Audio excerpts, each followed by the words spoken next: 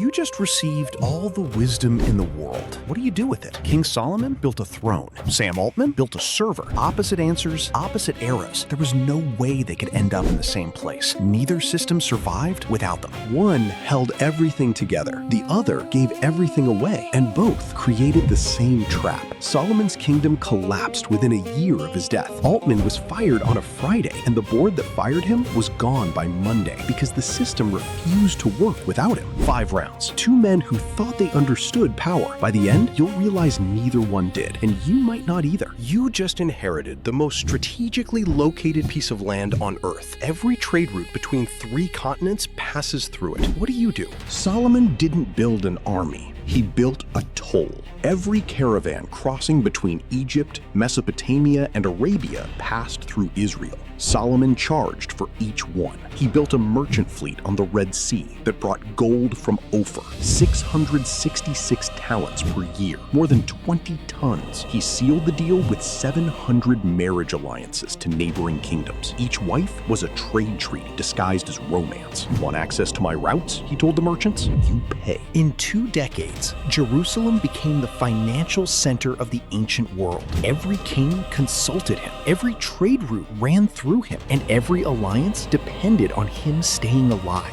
3,000 years later, you are looking at the internet in 2015, and you see what nobody else sees yet. Not a network, a crossroads, a place where every decision that matters will eventually have to pass through. Sam Altman saw it. He dropped out of Stanford at 19, built a startup that nearly failed 3 times, took over Y Combinator, the incubator behind Airbnb, Stripe, Reddit, and in 2015, co-founded OpenAI with one stated mission. His exact words: to ensure that artificial general intelligence benefits all of humanity. 7 years later, he launched ChatGPT. 100 million users in 2 months, the fastest growing product in the history of technology. 800 million people now think through his servers every week, every single one of them depending on him staying in charge. This round goes to Altman. Solomon charged for what passed through his land. Altman charges for what passes through your mind. The second toll is harder to see and harder to stop paying. The toll made both of them rich. The next question is how rich, and whether rich even means the same thing for both of them. You just learned that someone controls every trade route between 3 continents. How much do you think he's worth? Whatever number you have in mind, multiply it by 10. Modern historians calculate Solomon's net worth at something close to $2 trillion in today's money. It's a number that needs to be read twice. Bezos, Musk, and Zuckerberg combined don't come close. How is that possible? Solomon didn't have stocks, didn't have intellectual property, didn't have anything that multiplied while he slept, just physical gold, land, and cattle. The biblical texts describe his court in detail that sounds like exaggeration. 26 tons of gold per year in tribute, an ivory throne coated in pure gold, gold cups at every meal, because, the texts say, silver was considered worthless in Solomon's days. Worthless. The Queen of Sheba arrived to test him with hard questions. She left with one conclusion. In her own words, recorded in the texts, the half was not told me. She had traveled 2,000 kilometers, and she still wasn't prepared for what she found. Now you were looking at Sam Altman's net worth, $1 to $2 billion.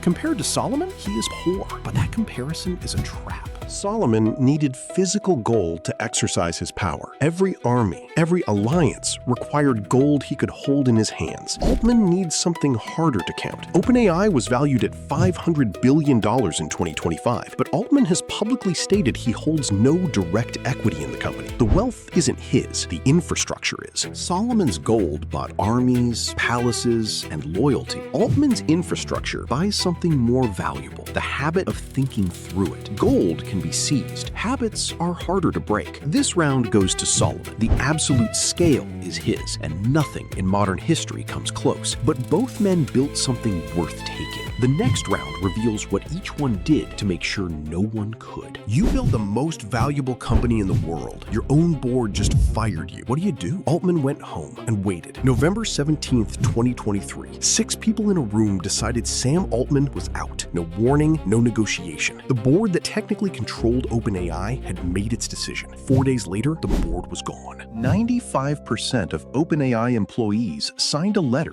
threatening to leave with him. Microsoft, which had invested $13 billion, offered to hire every single one of them on the spot. He wasn't at the center by decree. He was at the center because everyone around him had decided he should be. Altman returned stronger than he left. The board that fired him didn't. 3,000 years earlier, Solomon faced the same problem and solved it before anyone could even try. He couldn't rely on loyalty alone. He needed a system that made disloyalty irrational, so he outsourced defense through marriage. 700 wives, each one the daughter of a neighboring king. Attacking Israel meant attacking your own daughter, your own investment, your own future. You want to go to war with me? The logic said. You'd be going to war with yourself. No army needed. The alliance was the army. Nobody ever tried to remove Solomon, not because they respected him, because the system made the attempt irrational before the thought could form. Two different methods, two different eras. One of them was tested. One of them never had to be. This round goes to Altman. One method has proof. The other has only logic. Altman survived the board, but there's a question neither method answers. What happens to everything these men knew when they're finally gone? The elders told Rehoboam to listen to the people, lighten their burden. Your father was great. You don't have to prove it on the first day. He asked the young men instead. They told him what he wanted to hear. My father disciplined you with whips, he told the tribes. I will discipline you with scorpions. 10 of the 12 tribes walked away that afternoon. The wealthiest kingdom in the ancient world split in half before the year was out. 3 centuries later, both halves were gone. Solomon's wisdom died with Solomon. The system he built was perfect for Solomon. Every judgment, every alliance, every trade route ran through one mind. The moment that mind was gone, the system had no instructions for what came next. Altman looked at that problem and thought he had solved it. He distributed intelligence to 800 million people. A student in Lagos with the same access as an executive in New York. Democratized wisdom, collapse-resistant, impossible to lose. Except the models run on OpenAI servers. The weights are not public. Decisions are made by a small group of people in San Francisco. If OpenAI cuts access, it cuts. Altman distributed the output. He kept the source. Concentration disguised as distribution. But here's what nobody planned about Solomon. His wisdom survived. Not in the throne, not in the dynasty, not in the gold.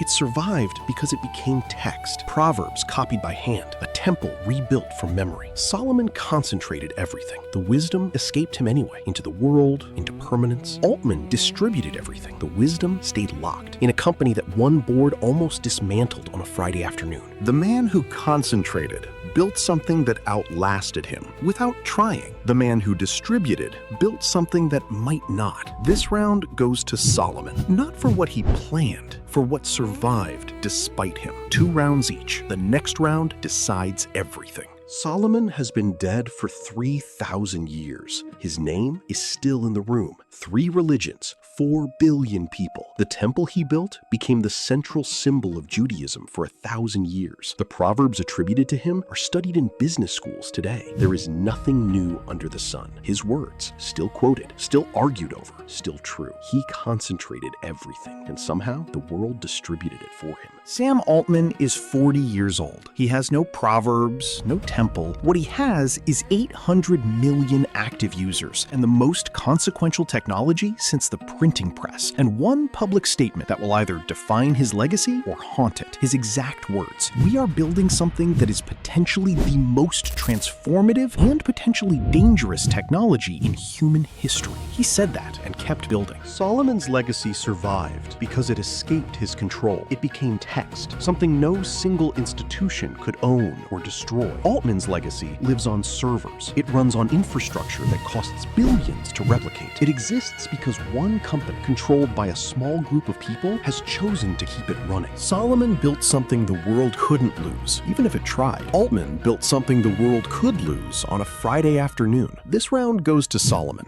3,000 years of permanence against 40 years of possibility. But the irony is the same one that has followed this entire video. The man who concentrated left something the world could freely copy. The man who distributed left something only he controls. They both did the opposite of what they thought they were doing. Solomon wins, 3 rounds to 2. Solomon concentrated everything. The wisdom escaped him anyway. Altman distributed everything. The wisdom stayed locked. Neither story fits in 10 minutes. There are books that go where this video can't. Subscribe to Audible, link in the description. Both did the opposite of what they thought they were doing, and only one of them will ever know if it worked. Nobody knows what Altman's answer looks like yet, including him. If you made it this far, subscribe and leave a like. It helps more than you think. Comment below, Solomon or Altman, who built something that will last?